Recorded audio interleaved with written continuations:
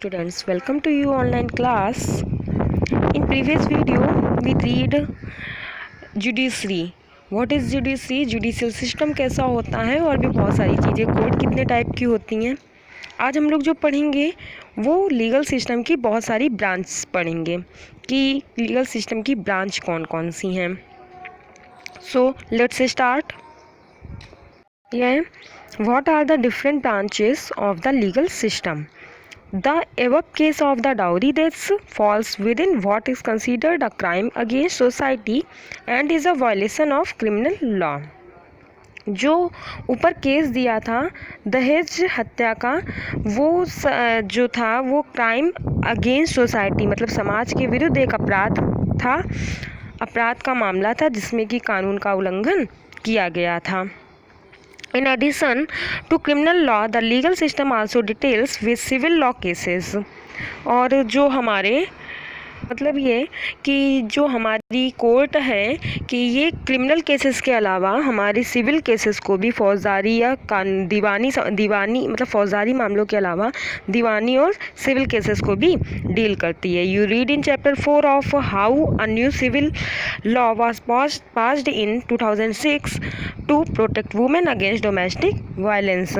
और आपने देखा ही था कि चैप्टर 4 में ये किस तरीके से जो न्यू सिविल लॉ पास हुआ था 2006 में वुमेन की प्रोटेक्शन के लिए डोमेस्टिक वायलेंस के against. Look at the following table to understand some of the significant differences between criminal and civil law. नीचे एक टेबल दी है, उससे हम लोग डिफरेंस समझेंगे क्रिमिनल और सिविल लॉ से रिलेटेड। दिया है first number criminal law. Criminal law में दिया है deals with conduct or acts that the laws defines as offenses. For example, theft, harassing a woman to bring more dowry, murder. मतलब ये ऐसी acts व्यवहारों को क्रियाओं को डिफाइन करता है जो कानून की श्रेणी में आते हैं। ये ऐसी मतलब क्रिमिनल लॉ जो होते हैं वो ऐसी चीज़ों से रिलेटेड होते हैं जो कानून के खिलाफ अपराध की श्रेणी में आते हैं, जैसे कि चोरी करना, थ्रिफ्ट, हैरेसिंग दहेज के लिए वुमेन को मतलब औरतों को परेशान करना, टू ब्रिंग मोर डाउरी मतलब ज़्यादा दहेज के लिए, और मर्डर हत्या जैसे मामले हों। सेकेंड पॉइंट इसी का है it usually begins with the lodging of an first information report FIR with the police who investigate the crime after which a case is filed in the court. मतलब सबसे पहले इसमें जो हमारी फर्स्ट इंफॉर्मेशन रिपोर्ट के तहत मतलब FIR इसमें लिखाई जाती है पुलिस में, जिसके बाद पुलिस उस केस की उस क्राइम की जांच पड़ताल करती है और उसके बाद केस को अदालत में फाइल करती है मतलब दर्ज कराती है। If found guilty the accused can be sent to jail and also fined. और अगर व्यक्ति दोषी पाया जाता है तो उसे जेल भेजा जाता है और साथ ही उस पर जुर्माना भी लगाया जा सकता है। जो सिविल लॉ है दिया डील्स विद एनी हार्म और injury to rights of individual. और ये उन चीज़ों से संबंधित है जैसे जिसमें किसी भी व्यक्ति को हार्म नुकसान पहुंचाया जाए, उसको उसकी इंजरी मीन्स भी चोट पहुंचाना होता है। राइट्स ऑफ इंडिविजुअल किसी व्यक्ति के अधिकारों को मतलब किसी भी व्यक्ति के अधिकारों को नुकसान पहुंचाया जाए या उसको देने से मना किया जाए। For example dispute relating to sale of land, जैसे कि ज़मीन की खरीदने और बेचने से संबंधित कोई विवाद हो। परचेज ऑफ गुड्स सामान को खरीदने बेचने से रिलेटेड हो। रेंट मैटर्स किराए से संबंधित हो या डाइवोर्स तलाक से संबंधित हो। ये सारे जो चीज़ें होती हैं वो सिविल लॉ में आती हैं। A petition has to be filed before the relevant court by the affected party only in a rent matter either the landlord or tenant can file a case. जो पिटिशन होता है मतलब petition जो पक्ष पीड़ित होता है मतलब पीड़ित पक्ष की ओर से जो कोर्ट में एक याचिका लगाई जाती है और उसके बाद किराए से संबंधित जितना भी मैटर होगा हमारा उसमें या ज़मीन से संबंधित हो उसमें मकान मालिक और किराएदार दोनों ही केस दर्ज कर सकते हैं।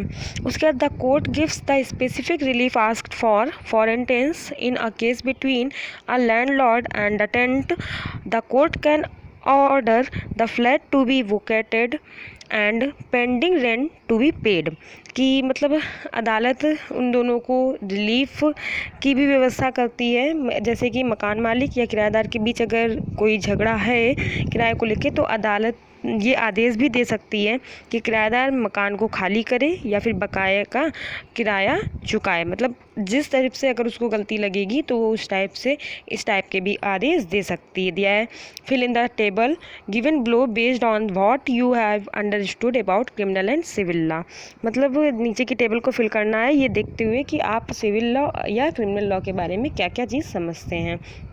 दिया डिस्क्रिप्शन ऑफ वायलेशन, किस चीज़ का उल्लंघन हुआ है। दिया है a group of girls are persistently harassed by a group of boys while walking to school। जब लड़कियां कुछ स्कूल जा रही थी तो उस टाइम लड़कों के थ्रू वो परेशान की जाती हैं।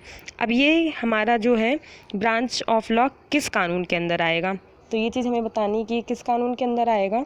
ये हमारा जो होगा ये हमारा सिविल लॉ होगा। सिविल लॉ होगा मतलब और प्रोड्यूस टू बी फॉलोड, और क्या इसका प्रोसीजर जो होगा वो प्रोसीजर होगा सबसे पहले एफआईआर इसमें भी की जाएगी। उसके बाद a tenant who is being forced to move out file a case in court against the landlord, कि अगर एक किराएदार को मकान खाली कराने के लिए मजबूर किया जा रहा है, वह मकान खाली के खिलाफ अदालत में मुकदमा दायर करता है, तो ये भी हमारा सिविल लॉ है। और इसमें भी प्रोसीजर होगा, कोर्ट की पहले एफआईआर होगी, फिर कोर्ट उसमें सुनवाई करेगी। अगर उसको लगता है कि गलत तरीके से मकान खाली करवाया जा रहा है तो कोर्ट अपना डिसीजन ये भी दे सकती है कि मकान मालिक को कि अभी इसको वक्त दिया जाए, और अगर किराएदार गलत पाया जाता है तो उसको खाली करने का भी आदेश दे सकती है।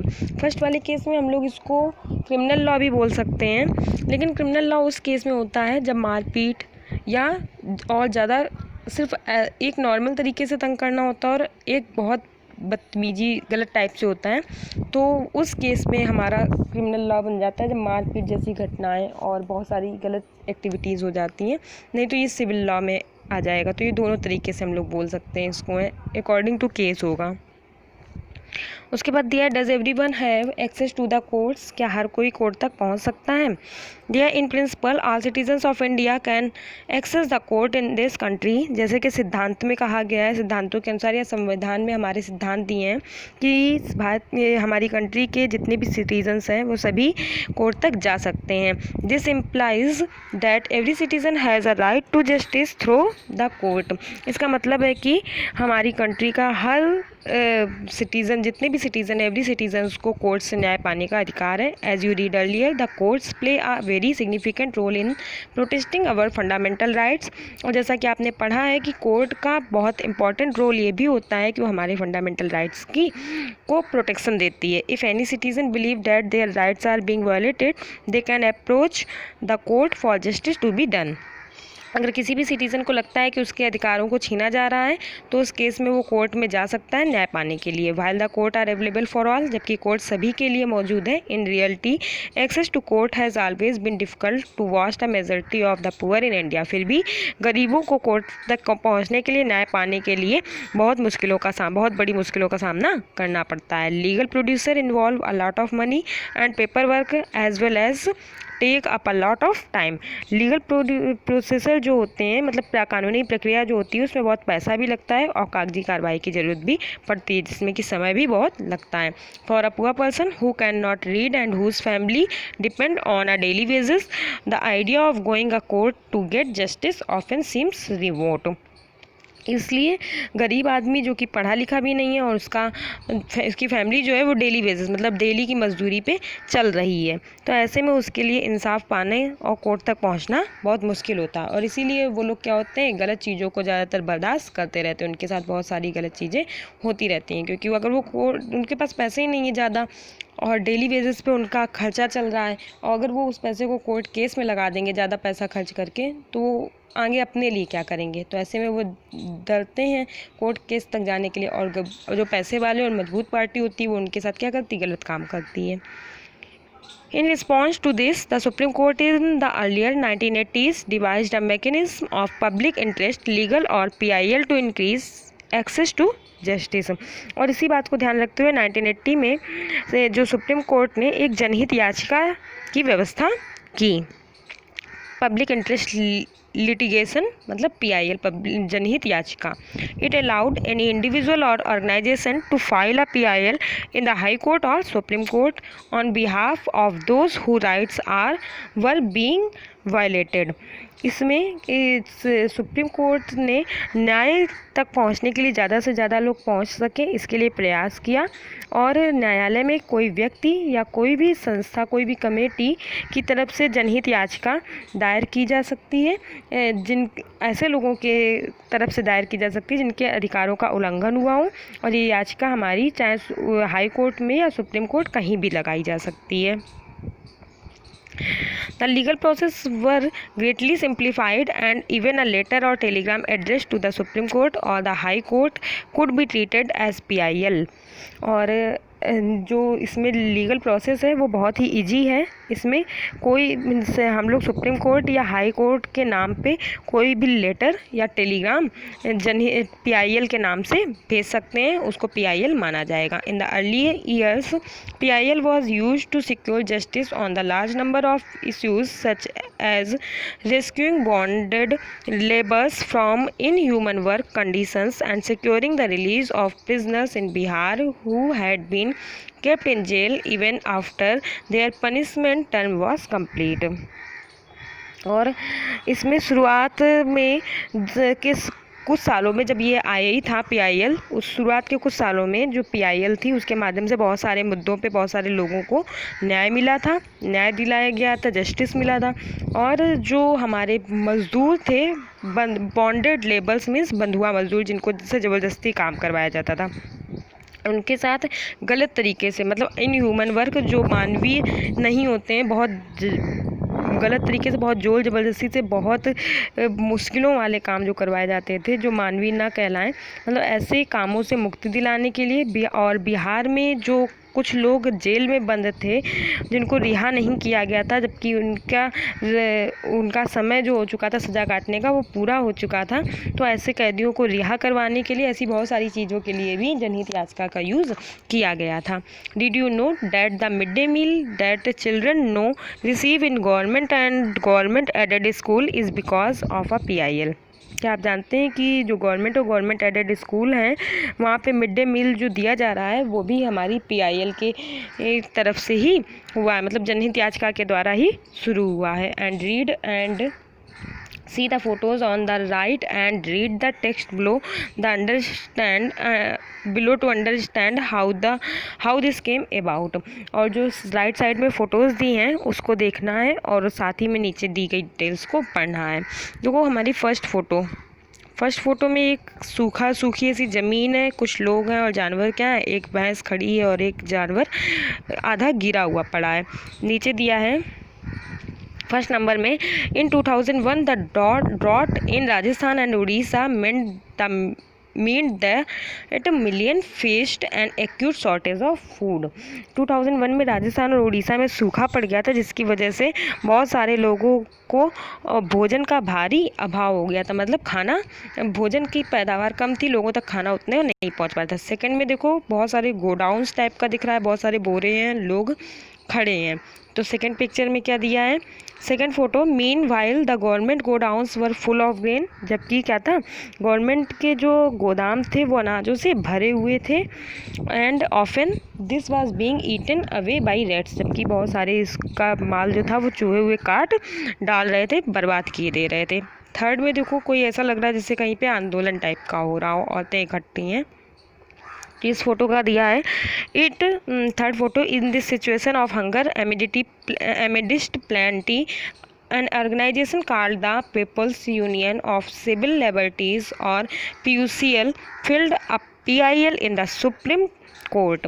मतलब जो इस ऐसी कंडीशन को देखने के बाद जो हमारी people union for civil liberties थी PUCIL, उसने वो जो कमेटी थी उसने सुप्रीम कोर्ट में एक जनहित याचिका PIL मतलब दायर की और कहा stated the fundamental right to life guaranteed in Article 21 of the Constitution included the right to food। मतलब जो हमारे जीवन जीने का अधिकार है आर्टिकल 21 में, उसमें हमें भोजन का भी अधिकार दिया गया है। The states excuse that it did not have adequate funds was shown to be wrong because the godowns were overflowing with gains। मतलब जबकि इसका आधार ये था कि सरकारी गोदाम जो थे वो अनाजों से भरे हुए थे और राज्य ये गलत कहता है कि उसके पास संसाधन नहीं है, कि उसके पास चीज़ें मौजूद नहीं है जो पब्लिक को दी जा सके। The supreme court rule that the state had a duty to provide food to all. तो सुप्रीम कोर्ट ने आदेश दिया था कि ये राज्य की जिम्मेदारी है कि वो सभी लोगों को भोजन उपलब्ध कराएं। और उसके बाद फोर्थ पिक्चर जो दी है, ये लोग बैठे हैं और भोजन बना के खा रहे हैं। तो यहाँ पे देखो दिया है photo 4, it therefore directed the government to provide more employment. मतलब जबकि गवर्नमेंट का कहना है कि एम्प्लॉयमेंट ज़्यादा से ज़्यादा प्रोवाइड कराया जाए। To provide food at cheaper price, सस्ते दामों पे उनको अनाज भोजन प्रोवाइड किया जाए। एंड थ्रू द गवर्नमेंट के थ्रू राशन शॉप के जरिए, and provide mid day meal के जरिए बच्चों को। It also appointed 2 food commissions to report and the implementation of government scheme. और इसके लिए 2 कमीशन बैठा लिए गए, फूड कमीशंस बैठा लिए गए थे, जो कि गवर्नमेंट की स्कीम किस तरीके से इम्प्लीमेंट हो रही हैं उन सब की रिपोर्ट्स तैयार करते थे। उसके बाद है for common person access to court is access to justice. आम आदमी के लिए अदालत तक पहुंचना न्याय तक पहुंचना होता है।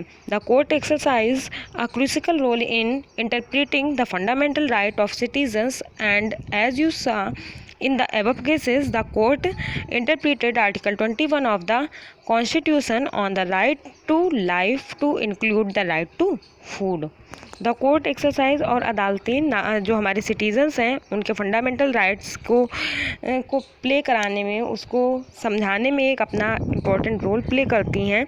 जैसा कि आपने ऊपर के एग्जांपल में देखा कि अदालत में जो कॉन्स्टिट्यूशन का आर्टिकल 21 था उसमें ये कहा गया कि जीवन कि हमारी लाइफ का जो अधिकार है उसमें हमारा राइट टू फूड, खाने का भी अधिकार, भोजन का भी अधिकार शामिल है।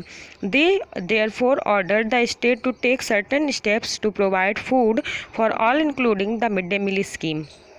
दे देयरफॉर ऑर्डर, और इसके साथ ही ये भी आदेश दिया गया कि मिड डे मील स्कीम जो है उसके तहत और लोगों को भोजन उपलब्ध कराने के लिए आवश्यक कदम भी उठाए जाएं। However there are also court judgement that people believe work against the best interest of the common person. लेकिन अदालतों के कुछ फैसले ऐसे भी रहते हैं जो आम आदमी समझता है कि उसको इससे नुकसान हो रहा है, उसके भले के खिलाफ हैं।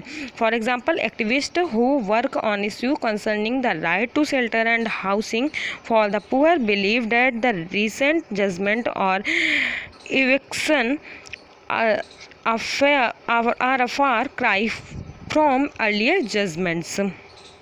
जैसे कि उदाहरण के लिए हम लोग कह सकते हैं गरीबों के जो घर थे उनके अधिकार जैसे कि मुद्दों पे जो हमारे एक्टिविस्ट कार्यकर्ता काम कर रहे थे, उनका कहना था कि झुग्गी झोपड़ी में रहने वाले लोगों को जो कोर्ट ने इविक्शंस में बेदखल करना, बाहर निकाल देने के से रिलेटेड अभी हाल ही में जो फैसला सुनाया था वो पुराने फैसलों के क्या था, विरुद्ध था, खिलाफ था। While recent judgment tend to view the slum dwellers as an encroacher in the city, earlier judgments like the 1985 Olga Tellis versus Bombay Municipal Corporation had tried to protect the livelihood of slum dwellers।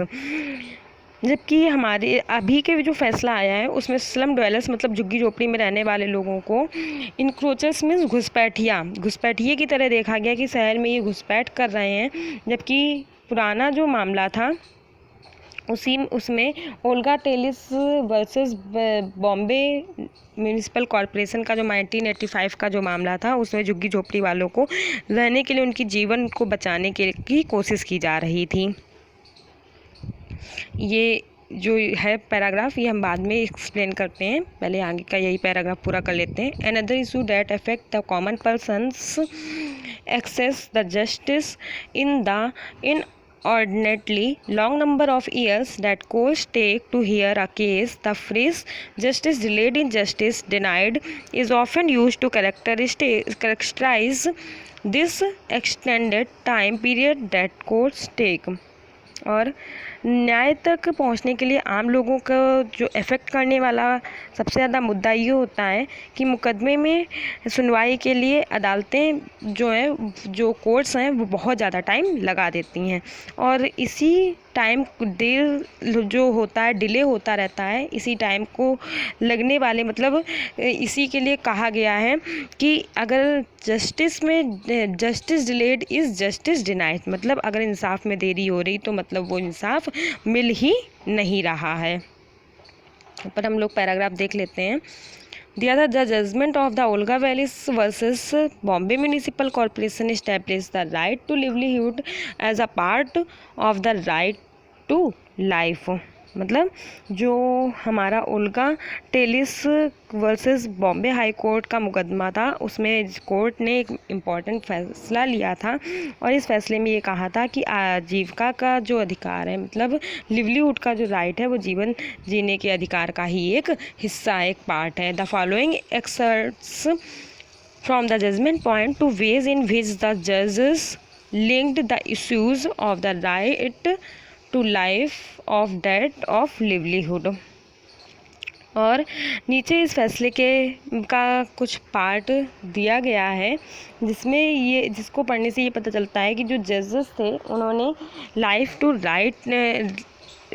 To life को मतलब जीवन के अधिकार को right to livelihood से जोड़कर अपना फैसला सुनाया था। The sweep of the right to life conferred by Article 21 is wide and far-reaching। मतलब आर्टिकल 21 द्वारा जो हमें राइट टू लाइफ मिला है वो बहुत ही ज़्यादा बड़ा है, व्यापक तौर पे फैला हुआ है। Life means something more than mayor animal existence मतलब जीवन का मतलब केवल जीवन जीने के अस्तित्व को बनाए रखना ही नहीं है, उससे भी बहुत ज़्यादा है। It does not mean merely that life can not be extinguished or taken away as for example by the imposition and execution of the death sentence except according to procedure established by law। इसका मतलब ये केवल यही नहीं है कि कानून के द्वारा जो कुछ प्रोसेस तय किए गए हैं जैसे कि किसी को मृत्युदंड देना हो मतलब फांसी की सज़ा सुनाना हो इस टाइप से, या उसको लागू करने के अलावा किसी और तरीके से किसी की जान नहीं ली जा सकती। केवल इतना ही नहीं है बल्कि जीवन का अधिकार जो है वो हमारे लिए एक बहुत इम्पॉर्टेंट चीज़ है। That is but one aspect of right to life मतलब ये हमारे जीवन का अधिकार एक हमारा बहुत अधिक महत्वपूर्ण पक्ष है। N equally important fact of that right is right to livelihood because no person can live without the mean of living, that is the means of livelihood। और जो हमारा एक अधिकार ये इसलिए भी इतना इम्पॉर्टेंट है क्योंकि जो आजीविका है मतलब लिवलीहुड है वो हमारा अधिकार इसलिए भी माना गया है कि कोई भी व्यक्ति बिना जीने के साधनों के बिना मतलब अपनी आजीविका के बिना जीवित रह ही नहीं सकता। अगर उसको पैसे ना हो, उसको जीने के साधन न दिए जाए मतलब खाने को ना दिया जाए, रहने को ना दिया जाए तो क्या जीवित रह सकता है? रह ही नहीं पाएगा। That the eviction of the person from a pavement or slum will inevitably lead to the deprivation of his means of livelihood is a proposition which does not have to be established in each individual case.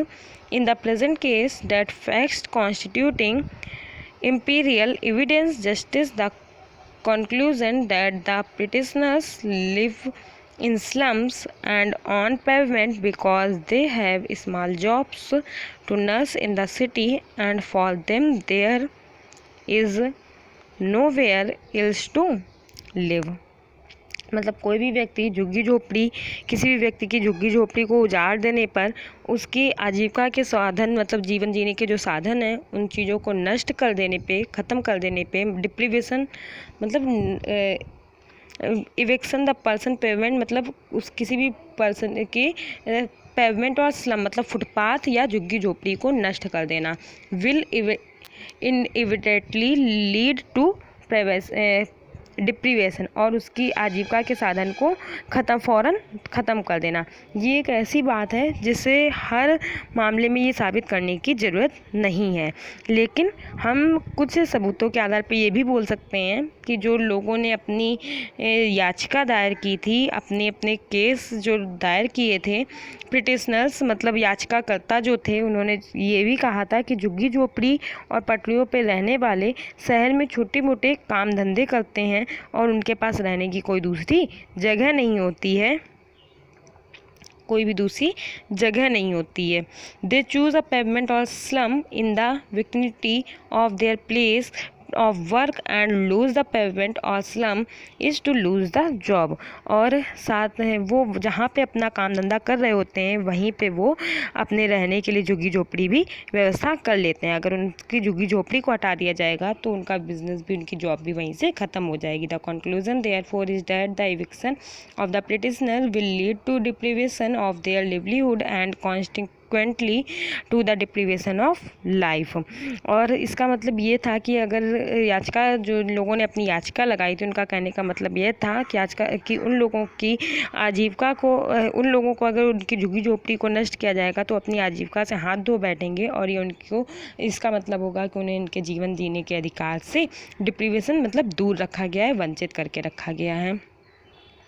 इसमें आगे हम लोग देखते हैं, दिया है in a speech made on 26 November 2014 the Chief Justice of India K.G. Balakrishnan noted that 26 नवंबर 2014 को KG. Balakrishnan जो चीफ जस्टिस थे, हमारे इंडिया के मुख्य न्यायाधीश थे, उन्होंने ये कहा था कि the Indian judiciary consist of the supreme court with 26 जजेस, 21 high court with a section strength of 725 judges, working strength of 597 as on 1st March 2007 and 14,477 subordinate courts judges, working strength of 11,767 as on 31 December 2006। मतलब जो हमारी Indian judiciary है उसमें 26 जज हमारी supreme court में हैं, 21 और 725 पदों पे, मतलब 21 हाई कोर्ट हैं जिसमें 725 जज हैं और जिसमें जो वर्क कर रहे हैं वो 597 अभी भी मौजूद हैं। मतलब पद जो हैं के जज के जो पद हैं वो 725 है 21 हाई कोर्ट में, लेकिन उन पे जज जो मौजूद हैं वो 597 मौजूद हैं। और ये कब तक का है? 1 मार्च 2007 तक की घटना है। और 14,477 लोकल की कोर्ट्स हैं जो लोअर लेवल की हैं और उसमें पद जो हैं वो 14,477 हैं और जो जज मौजूद हैं वो 11,767 हैं। फिर दिया है नंबर ऑफ जजेस इन इंडिया सुप्रीम कोर्ट में सेक्शन स्ट्रेंथ, मतलब जो उनके हैं वो 31 है और इस टाइम पे मौजूद हैं 28 वैकेंसी, 3 लोगों की वैकेंसी खाली है। और हाई कोर्ट में 984 जजों के पद हैं, 635 मौजूद हैं, 349 खाली हैं। और डिस्ट्रिक्ट और सबऑर्डिनेट में 19,421 है जिनमें 15,039 मौजूद हैं। अब आप लोग खुद ही समझ लीजिए कि कितनी वैकेंसी खाली हैं यहाँ पे। उसके बाद यहाँ पे एक पिक्चर दी है जहाँ लोग बैठे हुए हैं, कुछ ऐसा लग रहा है किसी चीज़ की मांग कर रहे हैं, और नीचे दिया है उसके बारे में दिया है in the ever photo shows the family member of some of the 43 Muslim of Hashimpura Meerut killed in 22 May 1987। मतलब ये जो पिक्चर दी है वो 22 मई 1987 को हासिमपुरा मेरठ में ये 43 मुसलमानों के कुछ परिजन दिखाई दे रहे हैं जिनको क्या किया गया था कि हासिमपुरा में मार दिए गए थे, कुछ मुस्लिम मारे गए थे, उनके 43 परिजन यहाँ पे बैठे हैं। These families have been seeking justice for over 20 years. ये जो परिवार है ये पिछले 20 सालों से न्याय के लिए संघर्ष कर रहा है. Due to long delay in the commencement of the trial, the Supreme Court in September 2002 transferred the case from the state of Uttar Pradesh to Delhi. और मुकदमा शुरू होने में जो इतना लेट हुआ उसके कारण से 2002 में सुप्रीम कोर्ट ने इस मामले को उत्तर प्रदेश से दिल्ली ट्रांसफ़र कर दिया. The trial is ongoing and 19 provincial armed constabulary men are facing criminal prosecution for alleged murder and other offences. मतलब यह मुकदमा अभी भी जारी है और इसमें जो प्रोविंशियल आर्म्ड कॉन्स्टेबलरी में 19 लोगों पर हत्या और उन पे चलाए गए जो मुकदमे चल रहे थे वो अभी भी चल रहे हैं. By 2007 only 3 prosecution witness has been examined. और 2007 तक केवल 3 गवाहों के बयान ही दर्ज किए गए थे. Photos was taken press club Lucknow 24 मई 2007. और ये फ़ोटो 2007 में प्रेस क्लब लखनऊ के थ्रू ली गई थी. दिया है calculate the number of vacancies in the district and subordinate court. Discuss the impact of shortage of जजेस on the delivery of justice to the litigant. मतलब आप लोग खुद यहाँ पे देखें कि कितनी vacancies district court subordinate court में खाली है जजों की. और यही वजह होती है कि कोर्ट केस में क्या होता है, डिले होता है. अगर इतने केस जज और मौजूद हो तो जाने कितने केसों की सुनवाई वो भी कर रहे हो. हर एक जज एक एक केस की सुनवाई करें तो जो केसों की सुनवाई समय पे नहीं हो पा रही है वो भी समय पे होती रहे. के बाद दिया है however in spite of there is no denying that the judiciary has played a crucial role in the democratic India, serving as a check on the powers of the executive and legislature as well as the protecting of fundamental rights of citizens. मतलब हम इसके बावजूद भी इन सब चीज़ों के कमियों के बावजूद भी इस बात से मना नहीं कर सकते हैं कि हमारी डेमोक्रेटिक इंडिया में जो न्याय के लिए इम्पॉर्टेंट रोल है वो हमारी जुडिशरी बहुत इम्पॉर्टेंट रोल प्ले कर रही है. फिर दिया है और साथ ही हमारी जो एग्जीक्यूटिव है और लेजिस्लेचर है उसकी भी पावर्स पे कंट्रोल किए हुए हैं और हमारे सिटीजन्स के सुरक्षा के अधिकारों को भी ध्यान में रखे हुए. The members of constitutional assembly had quite correctly envisioned a system of court with an independent judiciary as a key features of a democracy. और जो हमारे कॉन्स्टिट्यूशन असेंबली के मेंबर्स थे उन्होंने जो हमारी इंडिपेंडेंट जुडिशरी का सपना देखा था वो कि हमारी जो जुडिशरी हो वो पूरी तरीके से इम्पॉर्टेंट हो, वो हमारी डेमोक्रेसी का बहुत ज़्यादा इम्पॉर्टेंट की फीचर्स था. तो इसी के साथ ही हमारा चैप्टर यहीं से कंप्लीट होता है. हम लोगों ने जुडिशरी कैसे वर्क करती है बहुत सारी चीज़ों को देखा है. सो आज चैप्टर यहीं से एंड करते हैं. Thank you students.